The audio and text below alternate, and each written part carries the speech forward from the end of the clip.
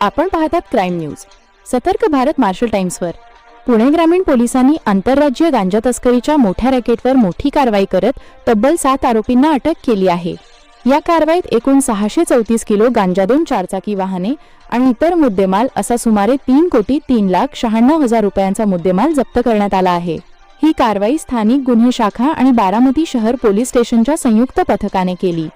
नशामुक्त भारत अभियानांतर्गत अंमली पदार्थांविरोधात कठोर कारवाई सुरू असून पुणे ग्रामीण पोलीस अधीक्षक संदीप सिंह गिल्ल यांच्या मार्गदर्शनाखाली तपास राबवण्यात आला.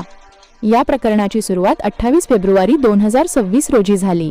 बारामती तालुक्यातील जळोची पिंपळी रोड परिसरात शेतामध्ये 2 प्लास्टिक ड्रममध्ये 478 किलोपेक्षा जास्त गांजा साठवून ठेवलेला आढळून आला. त्याची किंमत सुमारे 2,39,00,000 रुपये होती. या प्रकरणी अज्ञात आरोपींविरोधात गुन्हा दाखल करण्यात आला. त्यानंतर स्थानिक गुन्हे शाखा आणि बारामती पोलिसांनी समांतर तपास सुरू केला. गोपनीय माहिती तांत्रिक विश्लेषण आणि आरोपींच्या हालचालींच्या आधारे पोलिसांनी 4 संशयितांना ताब्यात घेतले. चौकशीत आरोपींनी छत्तीसगडमधून गांजा आणून बारामती परिसरात साठवणूक केल्याची कबुली दिली.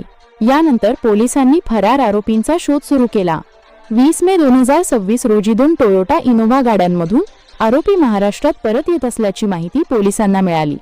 त्यानुसार पोलिसांनी पाठलाग सुरू केला. एका गाडीचा माग काढत सांगली पोलिसांच्या मदतीने 134 किलो गांजा जप्त करण्यात आला आणि मुख्य आरोपी विकी उर्फ पप्पू कांबळे याला ताब्यात घेण्यात आले. दुसऱ्या कारवाईत बारामतीतील गवारे चौक परिसरातून आणखी एक इनोव्हा गाडी पकडून 23 किलो गांजा जप्त करण्यात आला.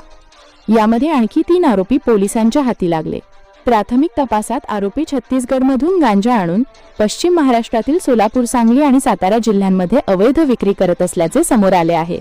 या संपूर्ण कारवाईमुळे मोठे आंतरराज्यीय गांजा तस्करी रॅकेट उद्ध्वस्त करण्यात पोलिसांना यश आले असून पुढील तपास सुरू आहे. क्राईम न्यूज अपडेट पाहण्यासाठी पाहत रहा Satark Bharat Marshal Times TV news.